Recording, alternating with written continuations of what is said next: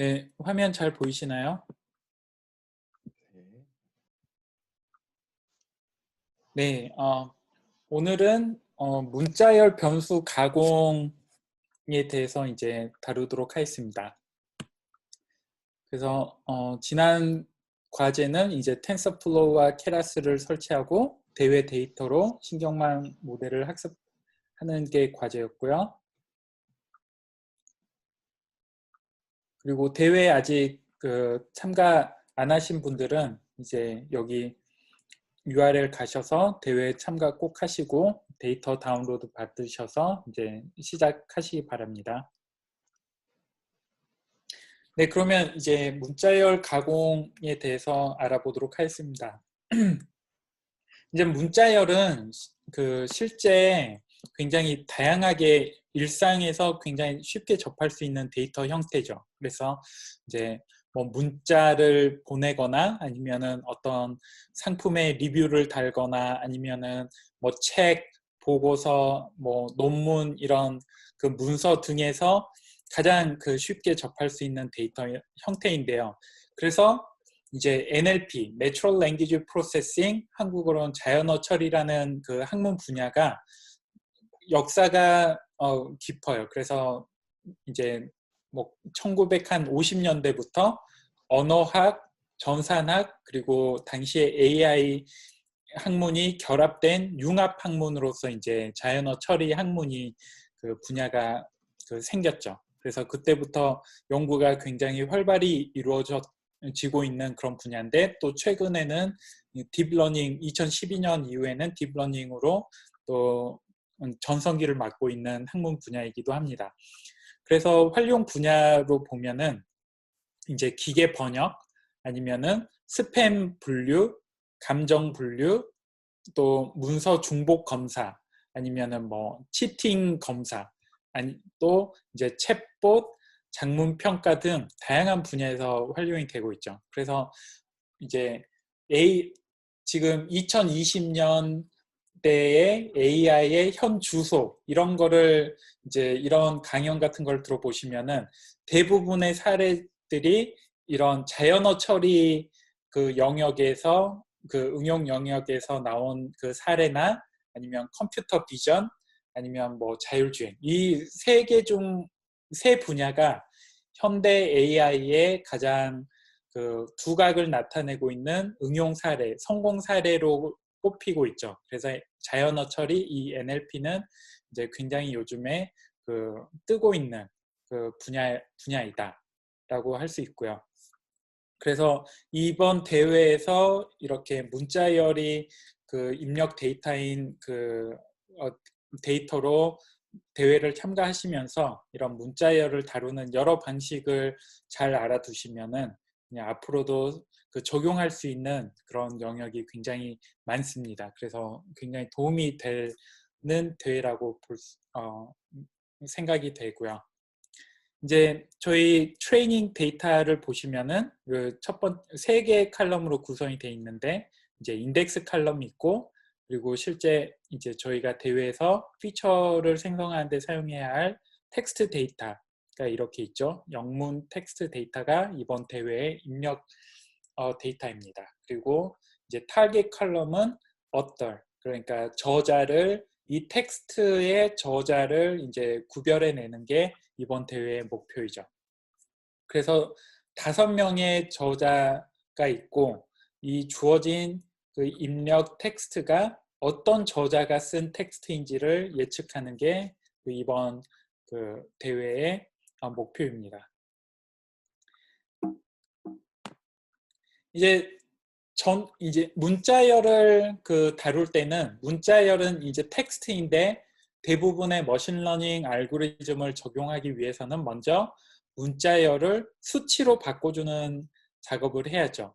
이제 그러기 위해서 이제 문자열을 수치로 바꿀 때 뭐 대소문자가 있을 때 대문자를 소문자로 바꿔주고, 그 다음에 이제 그 알파벳이나 숫자가 아닌 부호가 있는 경우에 그런 부호를 삭제해주고, 이런 전처리 과정을 보통 거치게 됩니다. 이제 이런 문자열을 전처리할 때 사용할 수 있는 그 툴들이 몇 가지가 있는데, 가장 첫 번째로는 파이썬 랭귀지 자체에서 제공하고 있는 문자열 관련 빌트인 함수들이 있습니다. 그래서 이제 여기에 보시면 지금 이 코드 스니펫은 데이콘 데이콘 사이트에 가시면은 이제 공개되어 있는 예제 코드가 있는데, 그 예제 코드에서 제가 이제 추출을 한 거예요. 그래서 보시면은 이제 텍스트 스트링 문자열이 입력으로 들어왔을 때 이 함수 remove stop word라는 함수에서 하는 일이,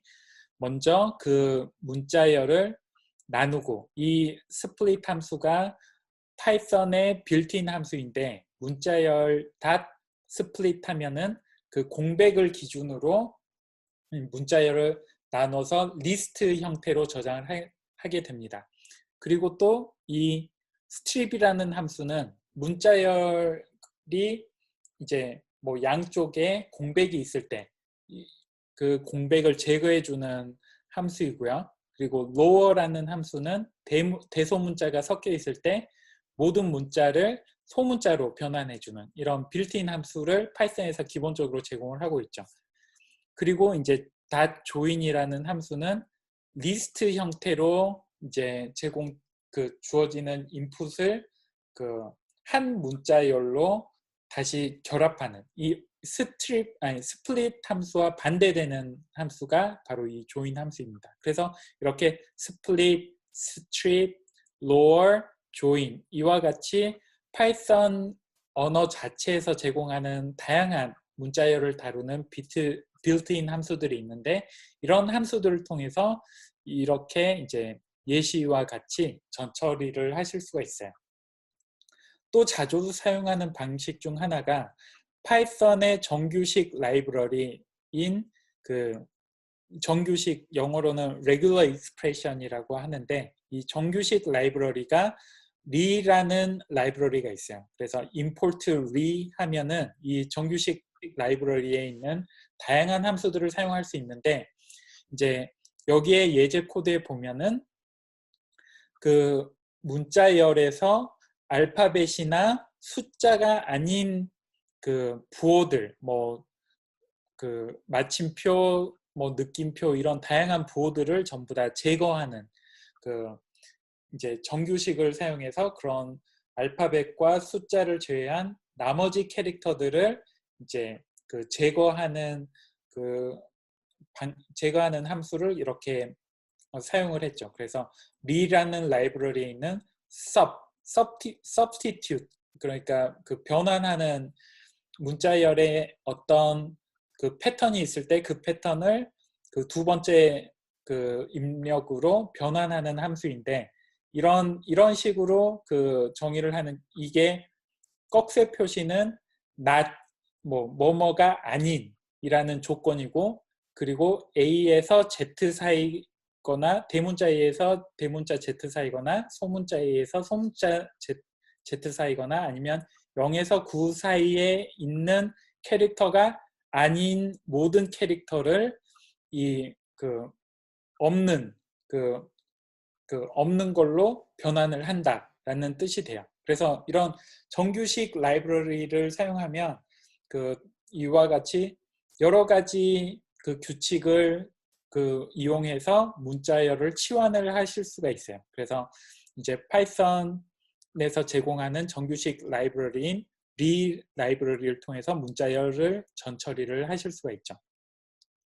또 하나는 이제 이런 파이썬의 기본적인 빌트인 함수나 파이썬 정규식 라이브러리인 re 라이브러리를 판다스 데이터 프레임이 있을 때 그 데이터 프레임 전체나 아니면 일정 칼럼 전체에 적용하기 위해서는 판다스에서 제공하는 str, 스트링 함수를 사용하시면 돼요. 스트링 문법을 사용하시면 되는데, 이제 여기에 코드 스니펫에 보시면은 이런 판다스 시리즈가 시리즈가 있을 때 이 스트링 문법을 통해서 한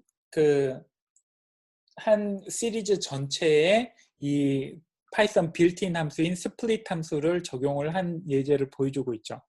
그래서 이런 그 S2라는 판다스 시리즈가 A, B, C, C, D, E 그리고 None, F, G, H 이런 인풋으로 구성되는 이제 시리즈인데 이 스플릿 문법을 사용해서 str 문법을 사용해서 스플릿 함수를 적용해주면 이 그 언더스코어를 기준으로 A, B, C를 따로 그 리스트 형태로 저장을 하게 되죠. 그리고 이 스플릿 함수를 모든 그 시리즈에 다 적용을 해서 이제 리턴을 해주게 됩니다. 그래서 첫 번째는 A, B, C, 뭐 C, D, E, F, G, H 이렇게 문자열을 언더스코어 기준으로 나눠서 리스트로 만드는 그 오퍼레이션을 전체 그 시리즈에 적용을 하는 걸 보여주고 있죠.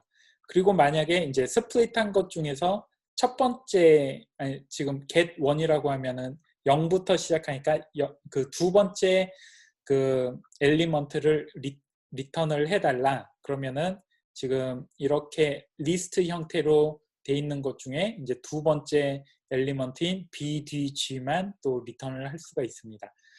그래서 이렇게 이제 지금 이 예제에서는 판다스 데이터 프레임, 판다스 시리즈의 그 파이썬 빌트인 문자열 함수를 그 적용한 예제를 보여줬는데 마찬가지로 그 레귤러 익스프레션도 적용을 비슷하게 할 수가 있어요. 그래서 그 데이터가 판다스 데이터 프레임이거나 아니면 판다스 시리즈로 저장이 돼 있는 경우에는 그 파이썬 문자열 빌트인 함수나 아니면 정규식 라이브러리를 그 시리즈 전체 아니면 데이터 프레임 전체 아니면 데이터 프레임의 특정 칼럼에 적용을 하실 수가 있어요. 이제 이게 기본적으로 파이썬에서 제공하는 그런 그 라이브러리나 함수를 이용해서 문자열을 전처리하는 방식이고요.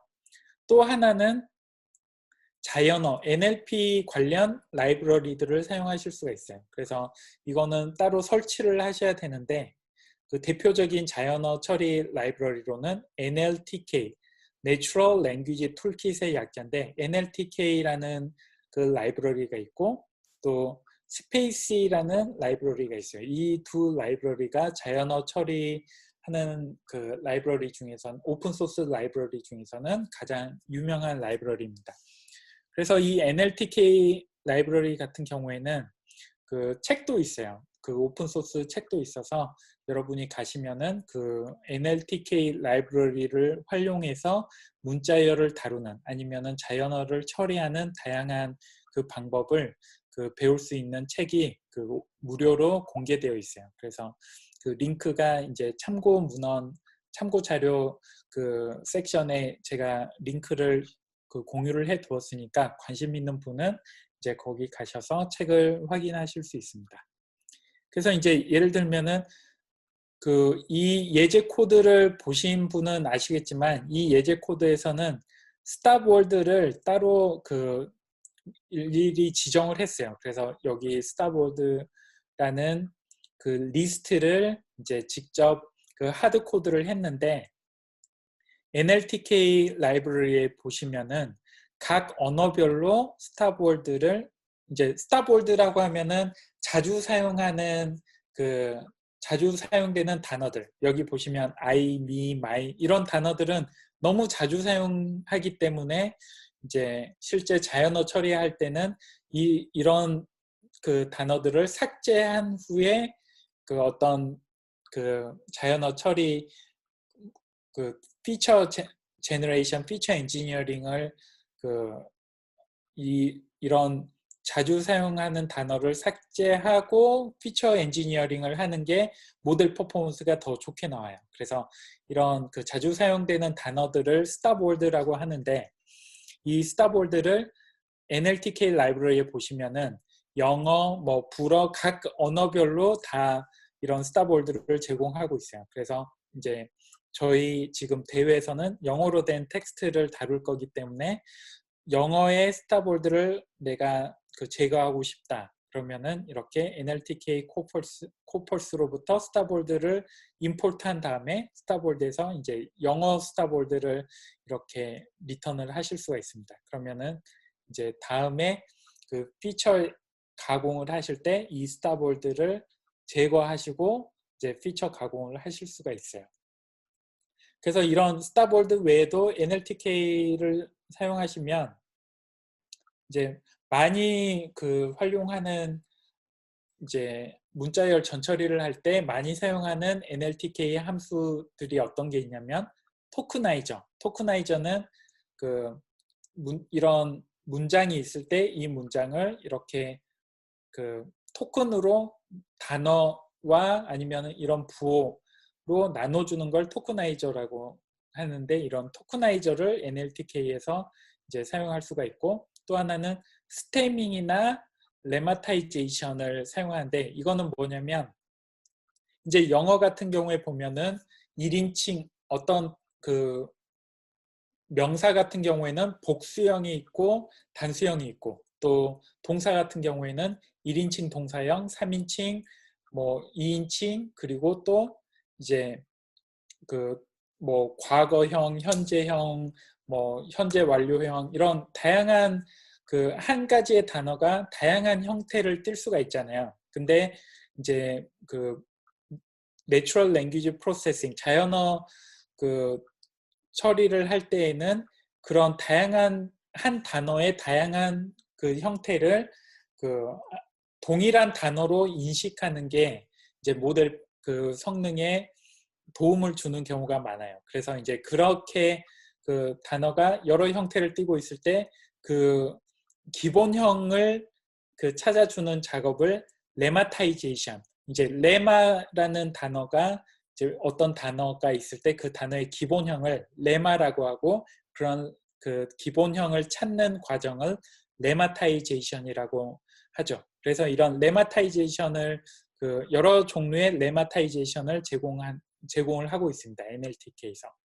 그리고 이제 스테밍은 뭐냐면, 레마타이제이션은 어떤 언어학적으로 봤을 때 뭐 1인칭, 2인칭, 3인칭, 복수, 단수, 현재, 과거, 뭐 현재 완료, 이런 다양한 형태를 언어학적으로 이제 봐서 기본형을 찾아가는 거를 레마타이제이션이라고 하는데, 그게 언어학적으로 접근을 하면 굉장히 복잡하고 예외도 많잖아요. 근데 그런 언어학적으로 접근하는 게 아니라 그냥 단순하게 이제 어떤 기본적인 규칙 몇 개만 뽑아서, 대표적인 규칙 몇 개만 뽑아서 단어를 그렇게 레마타이제이션과 비슷한 효과를 내는 게 바로 이제 스테밍이라고 해요. 그래서 이제 스테밍도 다양한 종류가 있는데, 뭐 여기에서는 NLTK에서 다양한 종류의 스테머를 제공하는데, 이제 그 중에 많이 사용하는 것 중 하나가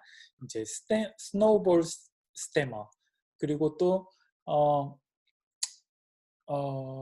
다른 종류의 스테머들도 있는데, 이제 보시면은 비교를 해 보시면은 이런 문장이 있을 때 월드넷 레마타이저로 레마타이제이션을 한 것과 스노우볼 스테머로 스테밍을 한 것과 차이를 비교해 보시면은, 이제 스테밍 같은 경우에는 젠틀맨이라는 복수형을 이제 단수형으로 변환을 안 했는데, 레마타이제이션은 원래 기본형인 젠틀맨으로 이제 단수형으로 변환을 했죠.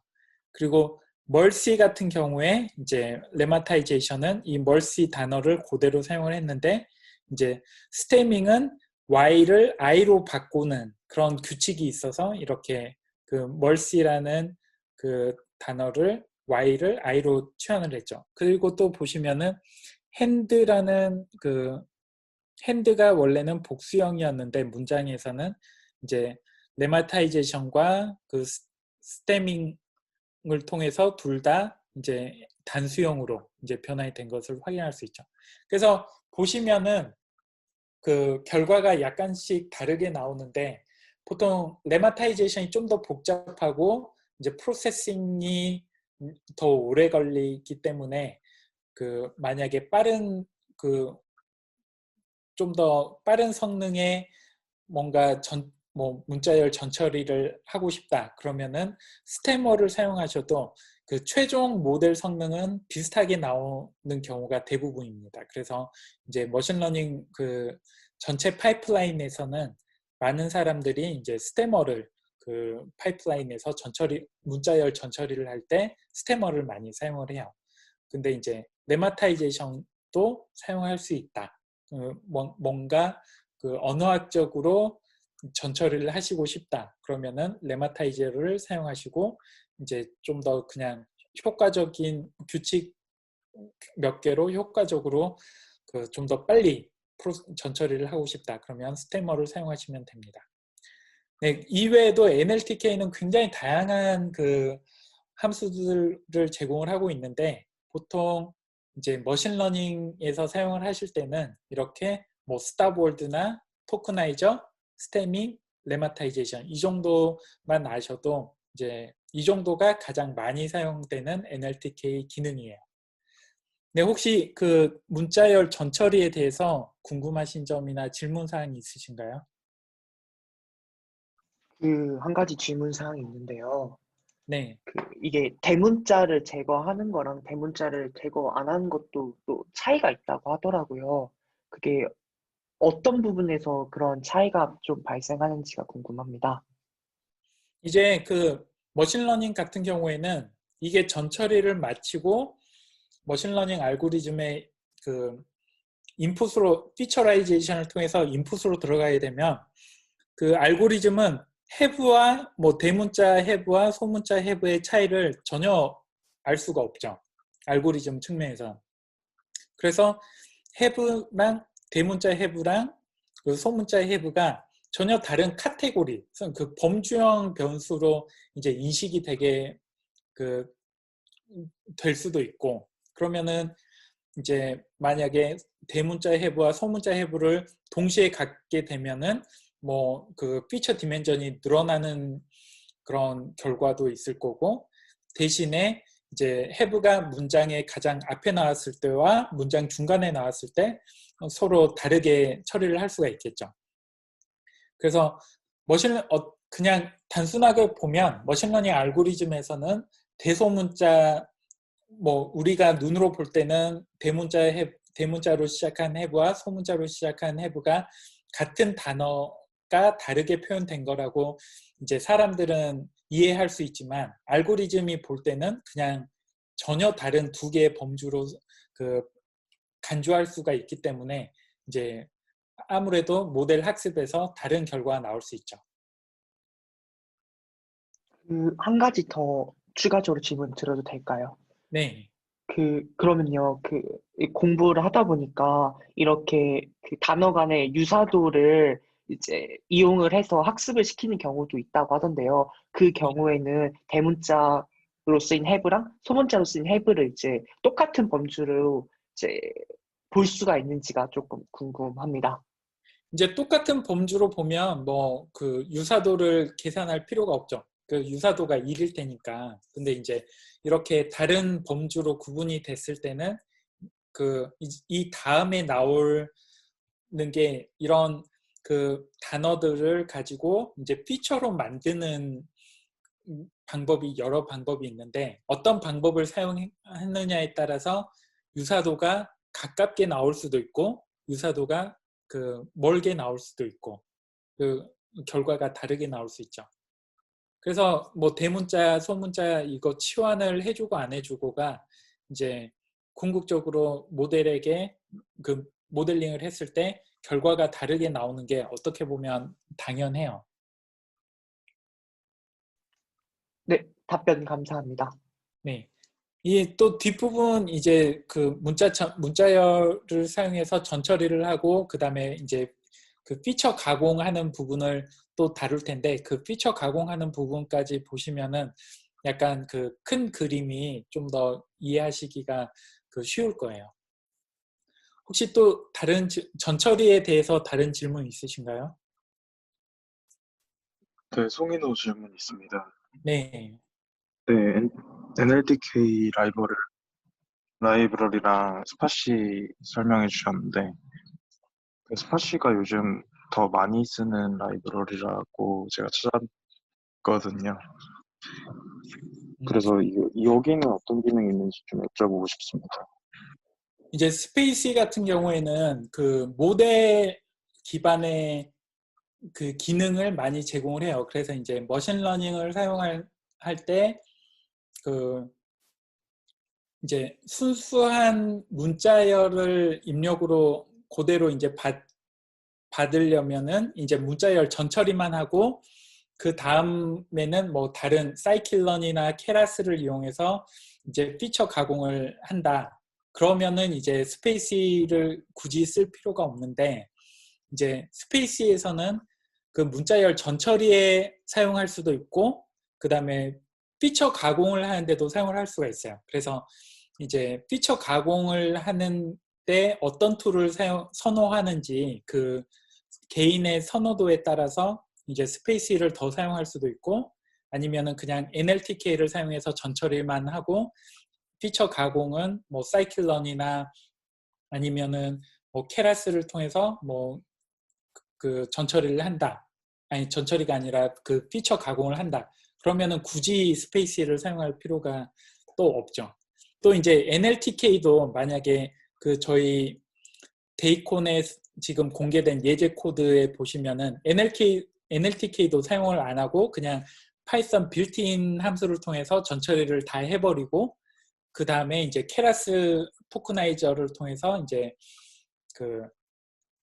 케라스용 피처 가공을 하고 바로 모델에 적용을 하고 이제 이런 식으로 사용할 수도 있고 그래서 약간 개개인 선호라고 이제 선호도 차이라고 볼 수 있는데 저 같은 경우에는 NLTK를 사용해서 전처리를 하고 그 다음에 피처 가공을 이제 다른 라이브러리를 통해서 피처 가공을 하는 거를 많이 사용하는 편이고 만약에 본인이 이제 피처 가공도 스페이시가 제공하는 여러 가지 그 모델 기반의 피처 가공을 사용을 하겠다. 그러면은 스페이시를 사용하면 전처리와 피처 가공을 전부 다 스페이시를 통해서 하니까 좀 더 간편할 수가 있죠. 근데 이제 요즘 그 가장 큰 트렌드는 이 뉴럴 네트워크를 아무래도 신경망을 이용한 이제 자연어 처리를 많이 사용을 해요. 근데 이제 신경망 모델 같은 경우에는 피처 가공을 많이 할 필요가 없어요. 이제 그런 피처 가공 관련된 함수도 이제 신경망 그 라이브러리가 제공을 하기 때문에 그러면 이제 굳이 문자열에 대한 피처 가공의 필요성이 좀 줄어들었기 때문에 그런 경우에는 또 굳이 스페이시를 사용할 필요가 이제 그닥 없어진 상황이에요. 근데 이제 뭐 그것도 역시 개개인의 선호에 따라서 그 스페이시를 여전히 사용을 하고 전처리하는데 사용을 하고 이제 신경망을 사용을 할 수도 있고 아니면은 그냥 파이썬 빌트인만 가지고 전처리를 하고 바로 이제 케라스나 파이톨치 같은 그 신경망 관련 라이브러리를 사용하실 수도 있어요. 약간 예. 그래서 예전에 한번 스페이시가 굉장히 흥하던 때가 있었는데 지금 이제 NLTK가 원래는 가장 전통적으로 가장 많이 사용되던 툴이었고 이제 스페이시 그다음에 갱심 뭐 이런 약간 그 NLTK보다 좀 더 소피스케이트한 그런 라이브러리들이 나왔었는데 지금은 또 이제 그런 그 스페이시나 그 갱심 이런 라이브러리들이 하던 거를 케라스나 파이토치 라이트닝 이런 데서 많이 지원을 하기 때문에 이 가운데 있는 라이브러리들의 어떤 유용도가 효용이 좀 떨어진 상황이에요. 그래서 유행이 좀 지금은 한번 지나간 그런 상태인 것 같아요. 네, 감사합니다. 한 개만 더 질문 드리고 싶은데, 네네. 지금 레마타이제이션 그리고 스태밍을 한번 보여주셨는데, 제가 이거를 바로 대회에 쓸 수가 없을 것 같아서 지금 문장 하나 가지고 이렇게 해주신 거잖아요. 네네. 적용하려면 어떻게 하는 게 좀 좋을까요? 네, 이걸 직접 적용하실 필요가 없어요. 이제 제가 다음 슬라이드에 나오니까 제가 거기서 설명을 드릴게요. 네, 알겠습니다. 네, 또 혹시 다른 질문이 있으신가요? 교수님, 그 짧은 질문 하나만 드리겠습니다. 네. 만약에 그 오탈자라든지 아니면 문법적으로 어색한 표현이 있을 때 그거를 고려해서 교정을 하는 게 좋을지 아니면은 그대로 두는 게 좋을지 판단이 잘 안 가서 의견을 여쭈고 싶습니다.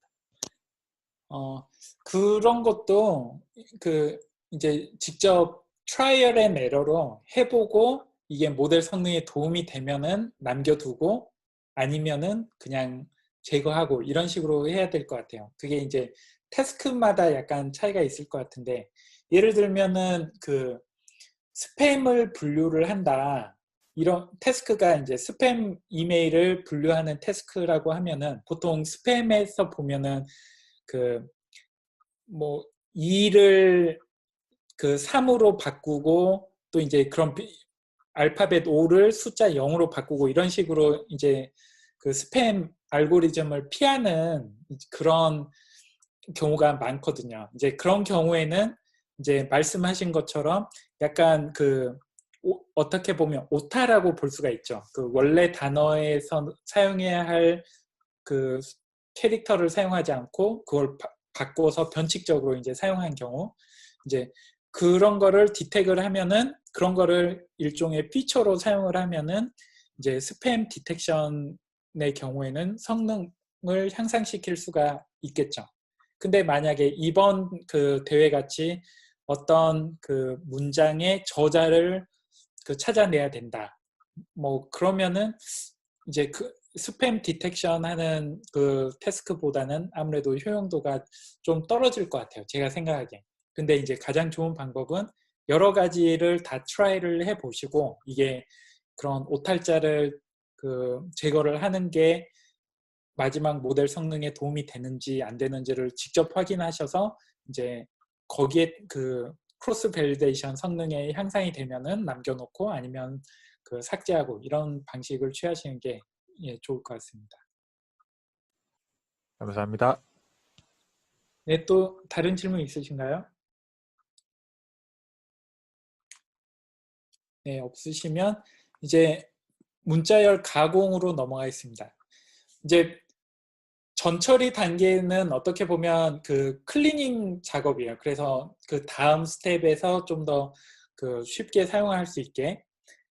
그래서 이제 문자열을 가지고 피처로 만드는 그 피처 제너레이션 아니면 피처 엔지니어링을 그 하는 방식은 전통적으로는 이제 백 오브 월드라는 그 방식이 많이 사용이 되었었는데 그리고 이제 그 다음에 해싱 트릭이라는 게 또 사용이 되고 그 최근에는 가장 많이 사용되는 게 이제 임베딩이 가장 많이 사용이 되고 있어요. 그래서 이제 전통적으로 많이 사용된 백 오브 월드와 해싱 트릭을 오늘은 이제 주로 다루고 임베딩은 주로 뉴럴 네트워크 신경망하고 같이 사용이 돼요. 그래서 앞에 두 부류랑은 좀 다르기 때문에 만약에 오늘 시간이 있으면은 잠깐 소개를 하고 만약에 시간이 충분치 않으면은 이제 다음 시간에 그 케라스와 그 리커런트 뉴럴 네트워크를 다루는 그 시간에 함께 소개를 하도록 하겠습니다. 그래서 이제 백 오브 월드 그 방식으로는 크게 카운터 벡터레이저, TF, IDF 이렇게 두 가지가 있는데 이제 백 오브 월드는 그 개념이 간단해요, 비교적. 그래서 카운트 벡터라이저는 뭐냐면 각 단어의 빈도를 피처로 사용하는 거예요. 이게 무슨 말이냐면 그 예를 들면은 앞에 그 예로 든 이런 문장이 있을 때 이거를 피처로 어떤 식으로 변환을 하냐면 이제 have가 뭐 몇 번 나왔는지 그래서 예를 들면 have가 여기에 보시면은 이 문장에 한 번 그리고 뭐 두 번 만약에 대소문자를 그 소문자로 다 치환을 한다고 하면 그러면 두 번이 나왔으면은 이 그 have라는 그 범주의 그 value를 2로 두는 거예요. 그리고 mercy라는 그 단어가 몇 번 나왔는지 여기에 보시면은 mercy가 한 번 나왔다. 그러면 이 mercy라는 범주의 그 value를 1로 두는 거예요. 그리고 예를 들면은 여기에 you라는 단어가 아니, 안 나온 단어를 찾고 싶은데 he라는 단어가 없다. 그러면은 he라는 범주는 밸류가 0이 되는 거예요. 이렇게 각 단어가 이제 각각의 샘플이 있겠죠. 각 줄에 이제 문장이 그 이제 입력 데이터로 있는데 그 각 줄에 있는 문장이 이제 각각의 단어가 몇 번 나왔는지를 그 숫자 그 빈도를 이제 피처로 사용을 하는 게 카운터 벡터라이저예요. 그래서 카운트를 이용해서 문자열을 벡터라이즈 한다. 벡터로 만든다라고 생각을 하시면 돼요. 그래서 지금 보시면은 이제 카운터 벡터라이즈에 몇 가지 제가 지금 scikit-learn 그 라이브러리에 있는 카운터 벡터라이저를 사용하는 예시를 들었는데 이제 scikit-learn에서 제공하는 카운터 벡터라이저에 보면 몇 가지 입력 설정을 하실 수가 있어요. 이제 그 중에서 많이 사용하는 게 토크나이저를 이제 그 입력 값으로 제공을 할 수 있는데 이 월드 토크나이저는 NLTK 토크나이저 NLTK에서 제공하는 월드 토크나이저를 입력값으로 이 토크나이저의 입력값으로 사용을 하시고 그 다음에 스탑월드도 NLTK에서 제공하는 그 스탑월드 잉글리시 스탑월드를 이제 입력값으로 제공을 하셔서 사용하시면 직접 NLTK를 사용해서 이제 그 스탑월드를 적용하고 월드 토크나이즈 함수를 적용하실 필요가 없이 그냥 이 카운터 벡터라이저 그 개체를 생성하신 후에 scikit-learn의 일반적인 API 함수인 bittransform 이 함수를 사용하시면은 그 데이터 프레임 전체의 그 문자열을 카운트로 이제 벡터라이저를 하실 수가 있어요. 그 피처로 변환을 하실 수가 있어요. 이 토크나이저와 스탑월드 외에도 이제 몇 가지 입력 함수가 있는데 그 입력 변수가 있는데 그 많이 사용하는 것 중 하나가 min 이제 df는 뭐냐면은 이제 그 frequency, minimum frequency가 그 어떤 단어를 피처로 만들 때 이제 이 그 빈도를 넘는 단어만 그 개별 피처로 사용을 하는 거예요. 그래서 만약에 어떤 단어가 50번 미만으로 사용이 됐다. 그러면은 그 피처로 사용하지 않겠다. 카운트를 계산하지 않겠다라는 의미가 되고요. 이제 min df랑 비슷하게 사용하실 수 있는 게 그 max feature라는 함수를 사용하시면은 이 입력 변수를 사용하시면은 내가 이 데이터로부터 생성할 그 피처를 문자열로부터 생성할 피처의 개수를 정해놓고 시작할 수가 있어요. 그래서 지금 보시면은 저는 이제 맥스 피처를 정하지 않고 카운터 벡터라이저를 이용해서 이제 트레이닝 데이터에 있는 문자열을 피처로 변환을 해봤는데 이제 변환했을 때 개수가 그 단어의 개수가 그 2,913개의 그 단어가 피처로 사용이 됐죠. 근데 이 개수가 너무 많다. 나는 이거를 100개까지만 사용하겠다. 그러면은 맥스 피처 값을 100으로 주시면은 이 문자열로부터 생성되는 피처의 개수가 100개로 딱 고정이 돼요. 그 100개를 넘지 않게 돼요. 그래서 이제 이 맥스 피처나 이 min df를 통해서 이제 문자열로부터 생성되는 피처의 개수를 그 줄여 주실 수가 있어요. 만약에 min df를 min df 값도 안 주고 이 카운터 벡터라이저를 이용해서 이제 문자열을 피처로 변환하시면 총 생성되는 그 피처의 개수가 그 유니크한 모든 단어가 피처로 사용이 돼요. 그래서 이제 제가 해보니까 한 45,000개 정도의 그 단어가 이제 트레이닝 데이터에 있는데 그러면은 그 45,000개 단어 각각에 대해서 피처를 생성하기 때문에 이 그 생성된 피처 그 매트릭의 디멘전이 54,879 곱하기 45,000 이 굉장히 큰 매트릭이 생성이 되게 되죠. 그래서 이 카운터 벡터라이저나 아니면은 TF, IDF 벡터라이저를 사용하실 때는 꼭 min df나 아니면은 max feature 입력 변수를 사용하셔서 생성되는 피처의 개수를 줄여주시는 게 필요합니다. 그래서 이거 꼭 기억을 하시고요. 그래서 이렇게 이제 생성된 피처를 대충 첫 번째 처음 50개의 피처만 보시면은 대부분의 피처가 0이죠. 0이고 이제 어떤 단어는 4번 사용됐고 어떤 단어는 3번 사용됐고 어떤 단어는 1번 사용됐다. 그래서 이 트레이닝 데이터에 있는 트레이닝 데이터에서 50번 이상 나타난 2913개의 단어 중에서 이 첫 번째 첫 번째 문장은 이제 어떤 처음 한 50개의 단어 중에 이제 어떤 단어는 4번, 어떤 단어 3번, 어떤 단어 1번. 이 3개의 단어 외에는 한 번도 사용되지 않았다라고 이제 해석을 하시면 됩니다. 네, 혹시 이 카운트 벡터라이저에 대해서 궁금하신 거나 좀 이해가 안 가시는 부분이 있으신가요? 네, 박사님 소문 질문 있습니다. 네, 여기 혹시 지금 min df가 50인데 네. 매트릭스에서 4, 3, 1 이렇게 나오는 부분이 그러면은 50을 혹시 뺀 값인가요?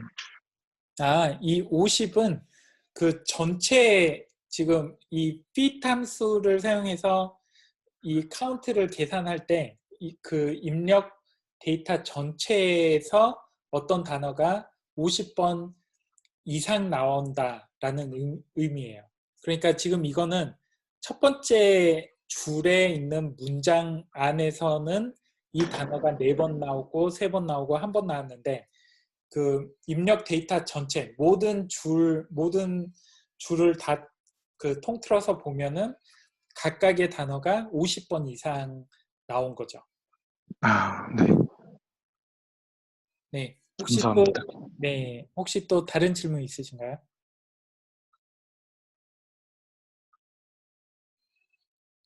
네.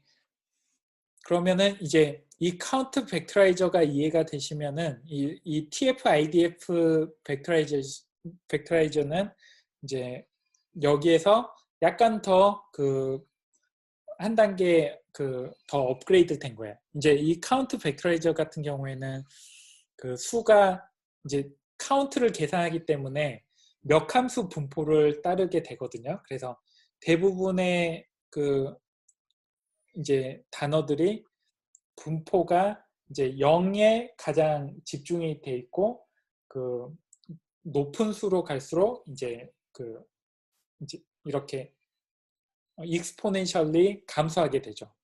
히스토그램을 그려봤을 때. 그리고 그러면 이런 몇 함수 분포는 이전 시간에도 살펴봤듯이 로지스틱 리그레이션이나 뉴럴 네트워크 같은 알고리즘을 사용할 때에는 이제 노멀라이제이션이나 스탠더다이제이션을 해줘야 되는데 이제 그런 거를 하지 않고 바로 사용할 수 있는 게 바로 TF IDF예요. 이제 TF IDF는 뭐의 약자냐면 Term Frequency Inverse Document Frequency. 그래서 이 TF IDF의 산식을 보시면은 TF IDF는 어떻게 계산을 하냐면 Term Frequency 곱하기 Inverse Document Frequency. 그래서 Term Frequency는 간단하게 count라고 보시면 되고요. 어떤 단어가 몇 번 이제 나왔는지 그게 이제 그러니까 count 벡터라이저의 아웃풋하고 동일한 값이죠. 근데 이거를 이제 그냥 사용하는 게 아니라 노멀라이즈를 하는데 뭐로 노멀라이즈를 하냐면 이 인버스 다큐먼트 프리퀀시 이거는 무슨 이야기냐면 전체 샘플 개수를 이제 어떤 특정 단어가 전체 샘플에서 몇 번 나왔는지 그거를 이제 나눠준 값이에요.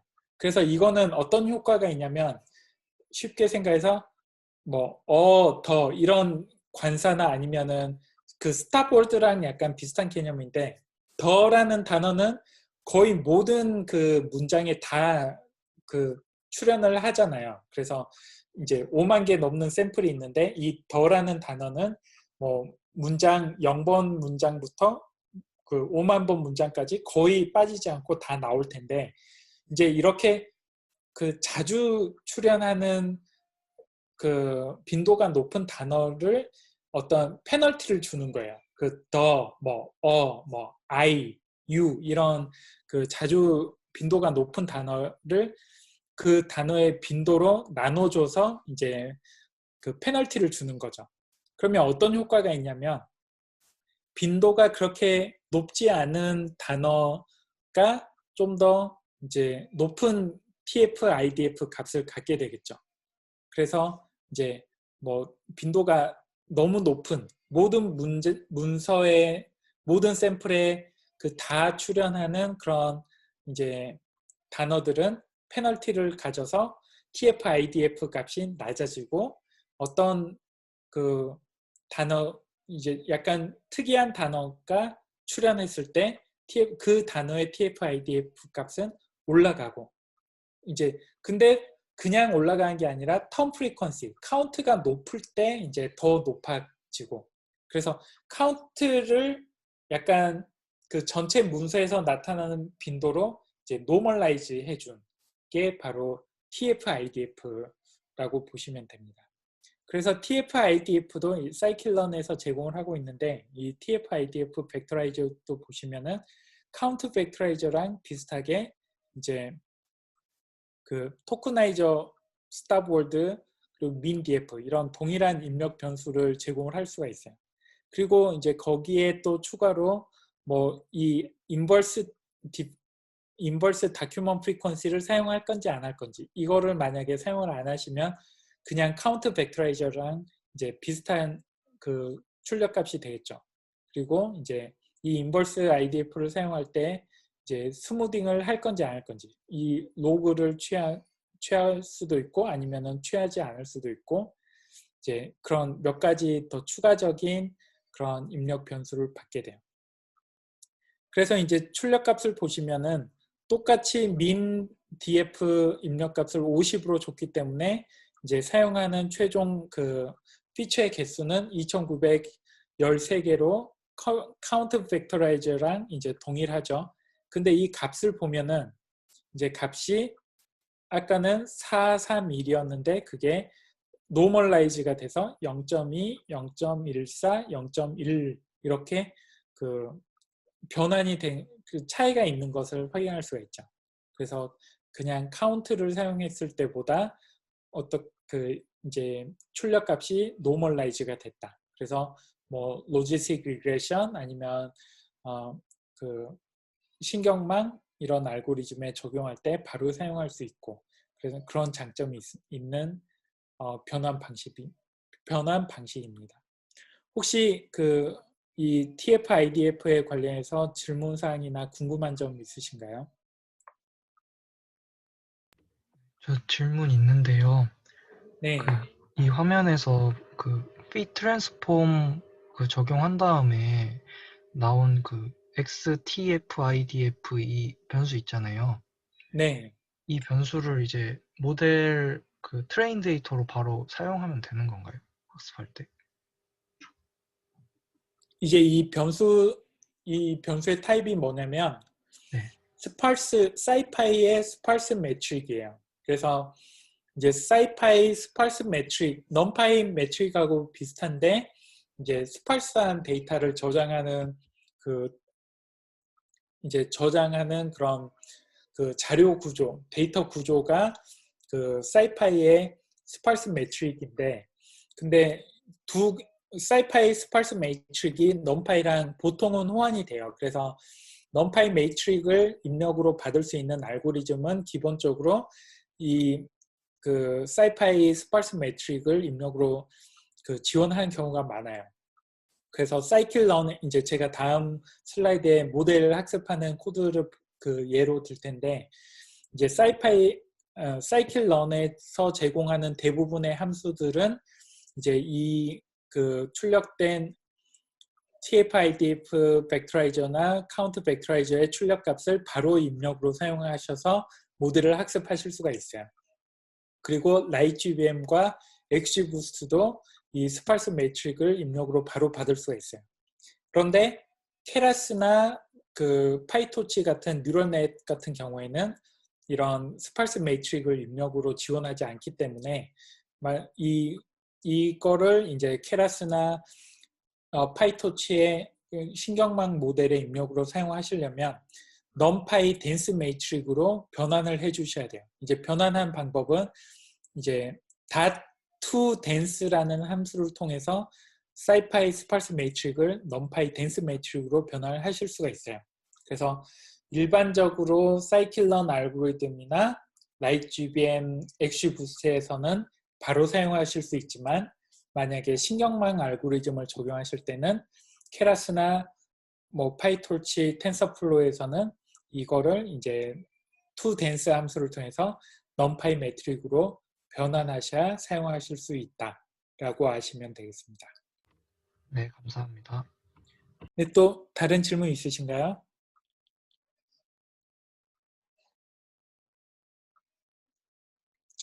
네, 없으시면 이제 다음으로는 또 이런 그 백업 월드 외에 이제 그 문자열에서 각각의 단어를 하나의 범주로 간주할 수가 있잖아요. 그러면은 굉장히 그 범주가 많은 범주형 변수라고 생각을 할 수가 있겠죠. 이 텍스트 변수 자체를. 그러면은 이제 지난 시간에 그 이제 범주형 변수를 다루는 방식 중에 해싱 트릭이라는 거를 11강에서 이제 배웠는데 이 해싱 트릭도 문자열 그 변수 가공하실 때 이제 사용하실 수가 있어요. 그리고 실제로도 이제 많이 사용을 하고요. 그래서 이제 문자열을 그 전처리를 해서 이제 뭐 필요 없는 스탑월드를 제거를 하고 이제 토크나이즈를 한 다음에 바로 이 피처 해셔를 통해서 이제 그 11강에서 한 것처럼 그 이제 변환을 하시면은 이렇게 동일하게 그 이제 스파르스 매트릭을 이제 만들 수가 있죠. 문자열을 가지고. 그때도 이제 n 피처라는 그 입력 변수를 통해서 그 최대 몇 개의 변수를 생성할 건지를 정해줄 수가 있어요. 그러면 앞에 카운트 벡터라이저나 TF-IDF 벡터라이저에서 맥스 피처 그 변수를 사용해 입력 변수를 사용해서 이제 생성되는 변수의 개수를 제한하는 것 같이 이 해싱 트리 피처 해셔에서도 동일하게 n 피처라는 입력 변수를 사용하시면 이제 생성되는 그 피처 개수를 제한할 수 있다라고 이제 보시면 돼요. 혹시 해싱 트릭에 대해서 질문 있으신가요? 저 한 가지 질문 사항이 있는데요. 네, 그 여기 해싱 트릭을 적용했을 때 그 어떠한 그 컬럼에서는요, 그 값이 1이 나올 수 있고 다른 이제 행에서는 0이 나올 수 있잖아요. 근데 네. 이때 이러한 데이터들을 덴스 데이터로 바꿨을 때 그때 그 다른 행들에서는 0인 부분이 또 어떤 식으로 변환이 되는지가 조금 궁금합니다. 이제 스파르스 매트릭은 이 0 값을 저장하지 않아요. 그래서 스파르스 매트릭은 어떤 식으로 데이터를 저장을 하냐면 이 인덱스, 그다음 로우 인덱스, 컬럼 인덱스, 그다음에 밸류 이렇게 세 개의 값을 이제 하나로 저장을 해요. 그래서 이런 지금 이 예 같은 경우에는 개들의 전쟁 6, 컬럼 넘버 6은 마이너스 1. 그러면 이 앞에 것들은 아무것도 저장을 하지 않는 거죠. 이제 이런 데이터 타입을 그 덴스 매트릭으로 저장을 하면은 이제 덴스 매트릭에서는 이 인덱스 값은 저장하지 않고 그냥 순서대로 뭐 0, 0, 0, 0, 0, 0, 0, 그리고 마이너스 1 이렇게 0 값을 다 저장을 하게 되는 거죠. 그래서 스파르스 매트릭에서는 0 값을 저장하지 않는데 덴스 매트릭으로 변화를 하게 되면 0인 값들을 전부 다 저장을 하기 때문에 이제 그만큼 메모리가 더 소요가 되는 거죠. 어떻게 답변이 되었나요? 네네. 저 그리고 한 가지 더 궁금한 사항이 있는데요. 네. 그러면 이제 각 행들마다 그 길이가 다를 수도 있잖아요. 그럴 때는 이제 패딩을 사용을 하는데 그 패딩 값들은 이제 그 학습에 영향을 아예 안 주는 것인지가 조금 궁금합니다. 이제 그 패딩을 하는 거는 그 다음 시간에 배울 리커런트 뉴럴 네트워크를 적용을 할 때 필요한 건데 그 예제 코드 그 데이콘에 쉐어된 예제 코드에서도 이제 패딩을 사용한 건데 근데 이런 그 백 오브 월드나 해싱 트릭을 사용하시면은 패딩 하실 필요가 없어요.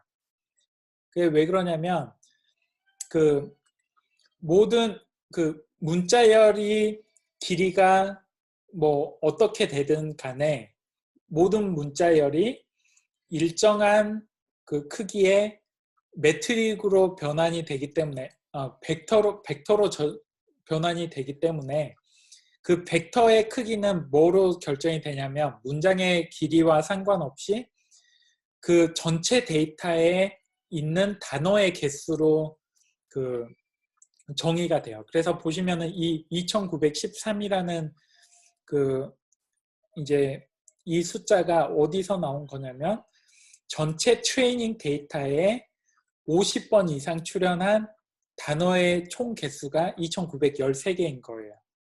그러니까 각각의 줄의 문장의 길이가 뭐 같고 다르고는 상관이 없는 거죠. 이건 각각의 줄에 있는 문장의 길이는 달라도 상관이 없어요. 왜 그러냐면 모든 줄이 그 크기가 2913인 벡터로 변환이 될 거기 때문에 그래서 0000, 4, 0, 3, 000, 1, 00 뭐 이렇게 그 변환이 되기 때문에 그래서 그 각각의 줄에 있는 문장의 길이가 다르다는 거는 이 0의 개수가 이제 변환했을 때 그 갖는 피처에서 0의 개수가 달라지는 것 뿐이지 그 벡터의 크기 자체는 2913으로 고정이 돼 있어요. 그래서 전통적인 이런 문자열 가공 방식에서는 패딩이 필요가 없어요. 근데 패딩이 필요해지는 거는 다음 시간에 다룰 그 신경망을 이용한 그 리커런트 뉴럴 네트워크를 이용한 그 문자열 그 모델링을 했을 때는 그게 이 패딩이 필요하죠. 문자열 자체를 입력으로 받기 때문에 그때는 이제 문자열의 길이를 동일하게 맞춰주는 패딩이 필요한데 이렇게 그냥 백 오브 월드를 사용하시거나 아니면 해싱 트릭을 사용하실 때는 이 피처 개수가 고정이 되기 때문에 패딩을 하실 필요가 없어요. 저 혹시 한 가지만 더 질문해도 될까요? 네네. 그 스파이스 데이터가 0이라는 그 값이 이제 쓸모가 없어서 이걸 스파이스 데이터라고 하잖아요. 근데 네. 아까 말씀하신 걸 들어보면 스파이스 데이터 같은 경우는 0을 저장을 하지 않는다고 말씀하셨어요. 그죠? 그래서 이제 덴스 데이터로 바뀌었을 때는 실제로 이 0의 값을 저장을 하는 거고요. 그죠? 그러면 지금 여기 해싱 트레이더 여기서 보여주고 있는 그 보여주고 있는 값들은 실제로 저장은 되지 않았지만 그냥 이러한 형식으로만 보여주는 것이죠. 여기서만요. 그죠? 지금 여기에서 보시면은 제가 네네. 실제 그 댄스 포맷으로 변화를 했어요. 이 toArray라는 그 함수를 통해서 댄스로 변환을 한 다음에 이제 이렇게 출력을 했어요. 근데 만약에 이 XSR 이 그 원래 매트릭 스파르스 매트릭에 보시면 .data라는 그 멤버 베리어블이 있는데 그 멤버 베리어블을 출력해 보시면은 이 -1, -1, 1, -1 이 값만 저장이 돼 있는 거를 확인하실 수가 있어요. 그래서 실제로는 저장이 안 돼 있는데 이거를 댄스 포맷으로 변환을 했기 때문에 이렇게 보이는 거예요. 네. 답변 감사합니다. 네. 혹시 또 다른 질문 있으신가요? 네, 지금 이제 시간이 좀 애매하니까 임베딩은 제가 간단히 개념만 소개를 하고 그 실제 이제 다른 종류의 임베딩에 대해서는 다음 시간에 신경망 그 케라스하고 RNN을 가지고 NLP 모델링을 하는 그 강의에서 같이 다루도록 할게요. 이게 약간 그 내용이 다르기 때문에 이제 그 백오버드나 해싱 트릭은 좀 더 트래디셔널한 알고리즘, 예를 들면 라이트 GBM, 로지스틱 리그레이션 이런 알고리즘에 사용할 수 있는 방식이고, 이제 임베딩은 보통 뉴럴 네트워크에서 사용하는 방식이고, 그래서 약간 구분이 되기 때문에 오늘은 소개만 하고 넘어가도록 할게요. 그래서 12강에서 임베딩에 대해서 이제 그 소개를 하면서 신경망에 특수한 레이어들이 몇 개가 있는데 그 중에 하나가 임베딩이다. 그리고 임베딩 레이어의 그 역할은 범주형 그 변수를 이제 이런 레이블이나 오디널 인코딩된 범주형 변수를 실수 벡터로 변환하는 게 임베딩 레이어의 역할이다라고 이제 소개를 했었는데요. 이거를 문자열에 적용을 하면 어떻게 이해하시면 되냐면, 먼저 단어를 레이블 인코딩이나 오디널 인코딩으로 정수로 먼저 바꾸고 그 정수를 실수 벡터로 변환하는 게 이제 그 NLP에서의 그 임베딩이다라고 이해를 하시면 돼요. 그래서 예를 들면 독이라는 단어가 있을 때 이거를 레이블 인코딩해서 2라는 정수가 됐으면은 이 2라는 정수를 실수 벡터로 변환해서 뭐 0.25, 1 이런 벡터로 변환이 되는 게 임베딩이라고 이해하시면 돼요. 그래서 이제 독이 0.25, 1이라는 임베딩 벡터로 변환이 됐으면 캣은 또 뭐 레이블 인코딩에 있을 때 3으로 변환이 되고, 그 레이블 인코딩 된 정수를 그 임베딩으로 바꾸면은 0.7, 0.1 이렇게 그 동일한 그 크기의 벡터로, 실수 벡터로 이제 변환이 되는 거죠. 그래서 다른 단어들이 동일한 사이즈의 실수 벡터로 변환되는 게 임베딩이에요. 보통 이제 신경망으로 학습을 하고요. 그래서 그 임베딩의 종류를 보면은 월2백이라는 그 임베딩이 있고, 이제 글로브라는 임베딩이 있고, 뭐 컨텍스추얼 임베딩 해서 뭐 엘모 이제 이런 임베딩이 있고, 이제 아예 뭐 신경망 모델, 그래서 뭐 볼트, 로베르토 뭐 또 요즘에는 굉장히 큰 그 다양한 이제 모델들이 많이 나왔는데, 기본적으로는 이제 월2백 글로브가 많이 사용이 돼요. 이제 또 프리트레인드 알고리즘을 지금은 사용할 수가 없기 때문에 이번 대회에서는 이제 그 월2백이나 글로브는 직접 구현을 하는 것도 가능한데, 이제 그 요즘 가장 성능이 좋은 볼트나 로베르토 이런 거는 그 트레인 하는데 굉장히 시간이 오래 걸리는 사이즈가 굉장히 큰 모델로부터 이제 그 생성되는 임베딩을 생성하기 때문에 이제 이번 대회 같은 경우에는 그 적용하는 게 무리가 있어요. 그래서 이제 그 다음 시간에 좀 더 구체적으로 월2백과 글로브에 대해서 이제 알아보도록 할 텐데, 기본 개념은 뭐냐면 임베딩 레이어를 포함해서 그 구현한 신경망을 학습을 한 다음에 이 그 아웃풋 레이어를 제거하고 이 임베딩 레이어의 아웃풋이 이제 일정 크기의 벡터가 되잖아요. 이 벡터를 이 입력값의 그 벡터로 입력값을 인코딩한 임베딩으로 사용하는 게 임베딩의 아이디어예요. 그 임베딩을 사용하는 방법이에요. 그래서 신경망을 먼저 하나 만들고 그 신경망을 학습을 한 다음에 이제 그 신경망에서 아웃풋 레이어를 제거하고 이 임베딩 레이어의 그 출력값을 그 저장을 한 게 바로 그 어떤 특정한 인풋의 임베딩이 돼요. 그래서 이제 이런 뉴럴 네트워크를 이런 식의 그 뉴럴 네트워크를 사용하면은 뭐 커먼 백업 월드 그 임베딩이 되고, 이런 형태의 뉴럴 네트워크를 사용하면 스킵그램 임베딩이 되고, 그래서 이제 그 각기 다른 뉴럴 네트워크 그 아키텍처를 사용하면 다른 종류의 임베딩을 생성할 수가 있어요. 혹시 그 이제 다음 시간에 좀 더 자세히 알아보도록 할 텐데, 이 임베딩 그 지금 소개한 내용에 대해서 궁금하신 점이나 질문하실 점 있나요? 교수님, 저 질문 한 가지 있습니다. 네, 헤딩 관련은 아닌데 힌트 얻고 주말을 보내고 싶어가지고 질문 드리는데, 네, 저번 저희 전체 데이터 분석 같은 경우에 피처 엔지니어링이 저는 제일 중요했다고 생각을 하거든요. 네, 그래서 피처를 어떻게 만드냐에 따라서 점수가 확 오르고 하더라고요.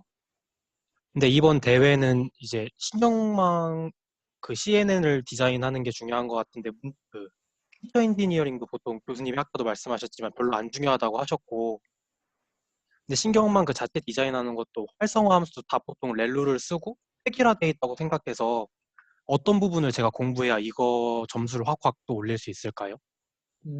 일단 그 오늘 시간에 이제 배운 이런 그 약간 전통적인 백오브 월드나 해싱 트릭 이런 것들을 이용해 가지고, 또 백오브 월드도 카운트 벡터라이저, TF 벡터라이저, 그리고 또 여러 가지 입력 변수를 바꿀 수가 있잖아요. 그러면은 이제 인풋 피처를 여러 가지 버전의 인풋 피처를 생성하시면, 여기에는 그 지난 전체 데이터 대회에서 사용한 그런 모든 방식을 다 적용할 수 있어요. 그래서 로지스틱 리그레션, 랜덤 포레스트, 라이트 GBM 이런 알고리즘, 다양한 알고리즘을 다양한 피처로 그 학습을 하고, 이제 그거를 스태킹 안상블까지 하는 것도 동일하게 적용을 하실 수가 있어요. 그래서 그것도 해보시고, 그리고 이제 다음 시간에 이제 신경망을 통해서 리커런트 뉴럴 네트워크를 이용해서 이제 디자인하는 거를 이제 배우시면, 그때 또 이제 신경망도 모델도 만들어 보시고, 이제 신경망 모델하고 전통적인 그런 ML 모델하고 앙상블을 했을 때, 결합했을 때 성능이 훨씬 더 또 좋아지거든요. 그러니까 전체 데이터 대회에서 사용하신 그런 기술들을 여기에서도 동일하게 적용해 보시는 것도 이제 그 나중에 결국에는 도움이 되실 거예요. 그러니까 그것도 한번 해보시고, 이제 신경망을 이제 모델을 적용하실 때는 아무래도 피처 엔지니어링보다는 네트워크 디자인이 이제 좀 더 그 다양하게 필요한데, 이 지금 보시면은 이 CBOW 네트워크하고 스킵그램 네트워크도 다르고, 또 이제 그 엘모 네트워크도 다르고, 이제 각각 그런 다양한 종류의 또 네트워크를 구현하실 수가 있는데, 그 부분은 나중에 좀 그 다음 주 강의 이후에 고려를 하시면 되니까, 지금은 일단 그 전체 데이터에서 배우신 거를 다 적용을 해보시면 될 것 같아요. 아, 네네, 감사합니다. 네. 혹시 또 다른 질문 있으신가요?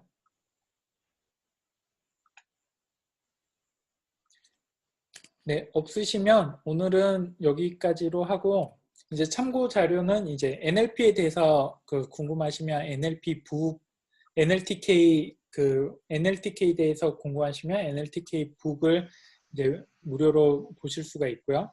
그리고 사이클런 튜토리얼 페이지에 가시면 이 텍스트로부터 피처 익스트랙션 하는 그 튜토리얼이 있어요. 그래서 링크 확인하시면 되고요. 또 이제 이 Approaching Almost Any ML Problem 이 책이 있으신 분은 이제 11장에 보시면 이 텍스트 클래시피케이션에 대한 내용을 또 다루고 있으니까 이제 확인하시면 참고하시면 되시겠습니다.